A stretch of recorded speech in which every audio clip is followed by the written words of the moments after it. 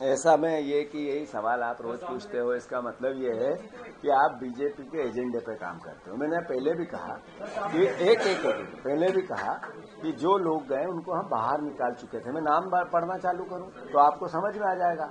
मैं नाम लेके नहीं कहना चाहता। अब मेरा आप सबसे हाथ जोड़ के निवेदन है, सारी मीडिया से, हमने जो बाहर निकाले वो लिस्ट हमने बाहर की थी। सज्जन वर्मा ने उसमें बयान दिया था, कमलनाथ जी के टाइम पे हो गए थे। जो ज्वाइन किए उनका थोड़ा मेहनत करो, मूल्यांकन करो, आपस में मिलाओ कि किन लोगों को हम पहले ही बाहर कर चुके थे और फिर उनको उन्होंने लिया। जिनको हमने बाहर किया, चुनाव में जो निर्दलीय लड़े, उनको तो वापस नहीं ले सकते हैं।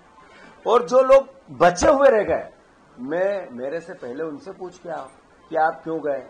उनको टिकट दिया, पद दिया, प्रतिष्ठा दी, मान सम्मान दिया। 70 साल के हो गए, 75 साल के हो गए, उसके बाद भी हो गए, तो सोच समझ के गए होंगे। उनके लिए मैं पहले भी कह चुका था, आखिरी बार कह रहा हूं, भगवान उनका भला करे, भगवान उनकी मनोकामना पूरी करे।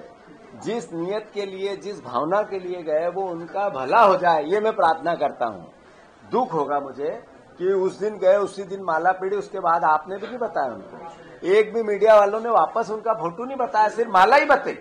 तो मैं अनुरोध करना चाहता हूं, एक लिस्ट मैंने जारी की थी पिछले 5 साल वाली, जो गए थे उनकी गत क्या हुई। फिर मैं लिस्ट जारी करूंगा एक दिन, अभी नहीं, समय आएगा कि ये जो लोग गए। अभी एक हमारे वरिष्ठ नेता थे, वो बीजेपी में गए, उनका वीडियो चल रहा है, तीसरी रो में बैठे यूं करके फोटो खिंचा रहे हैं। तो ये क्या है। तो मैं उनको धन्यवाद देता हूं और आखिरी बार ये बात कहता हूं, मुझे पता है कि नया बिल्डिंग बनाने के लिए प्लाट समतल चाहिए।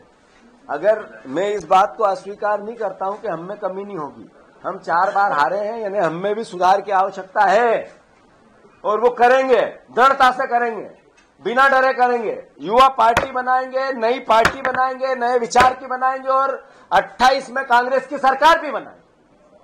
ये बात अब किसी को कुछ गुंजाइश, शंका की रह गई तो सवाल करो।